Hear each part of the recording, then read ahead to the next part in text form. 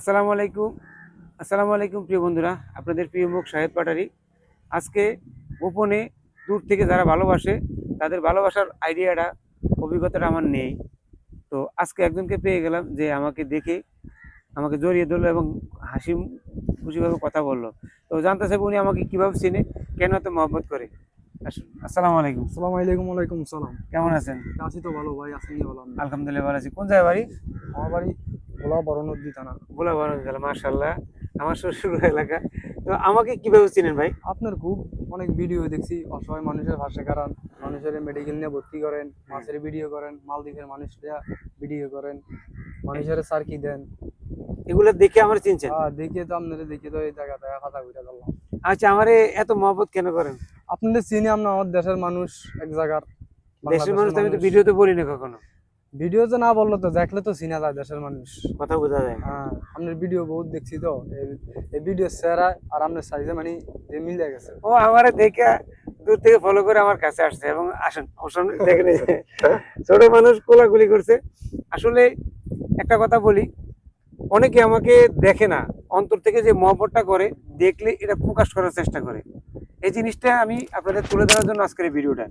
আমাকে মহব্বত করার কিছু কারণ হলো আমি প্রবাসীদের খোঁজখবর নিয়ে ভিডিও করি এবং মানে অনেক মানুষের কাজের ব্যবস্থা করে দিই, সেই জন্যই তো নাকি?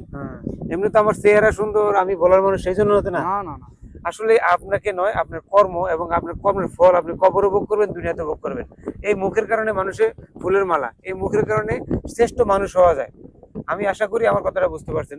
সকলের জন্য দোয়া রইল। ভাইয়াটা আমার ইউটিউব চ্যানেল, ফেসবুকের মাধ্যমে আপনাদেরকে আমার ওর বন্ধু বান্ধবের কিছু বলতে চাচ্ছে।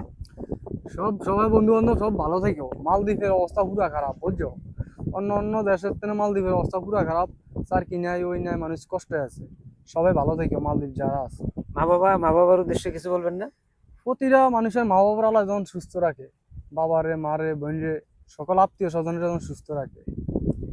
একটা কথা আমি বলবো, আমার এই বিশ্বের যত 2 কোটি প্লাস 2 কোটি প্লাস যে প্রবাসীরা আছে, সকল প্রবাসীর জন্য আমার অন্তর থেকে একটাই দোয়া, হে আল্লাহ তুমি কফিনের কাপড় পরাইয়া বাড়িতে ফিরেও না। এই জিনিসটা পরিবাররা মানে নিতে পারে না এখন। এবং বিশ্বের যত প্রবাসীরা বাইরে আছে, দেশের বাইরে, তাদের পরিবারের সকল মানুষগুলোকে আল্লাহ তাআলা সুস্থ রাখুক দেশে যাওয়া পর্যন্ত। প্রবাসী থেকে আত্মীয় স্বজন মারা গেলে এটা মানে নিতে পারে না, আমাদের অনেক কষ্ট হয়। তো এই ছোট ভাইয়াটার জন্য আমার অনেক দোয়া রইলো। ওনার মা বাবার জন্য আমার মামার জন্য আমার পক্ষ থেকে সালাম রইলো। ওনার বন্ধু বান্ধব সকলের প্রতি আমার ভালোবাসা রইলো। আজকে এই ভিডিও থেকে এখানে বিদায় নিবো। আর কিছু বলার আছে? না, জেনে আল্লাহ হাফেজ। আসসালামু আলাইকুম। যাও।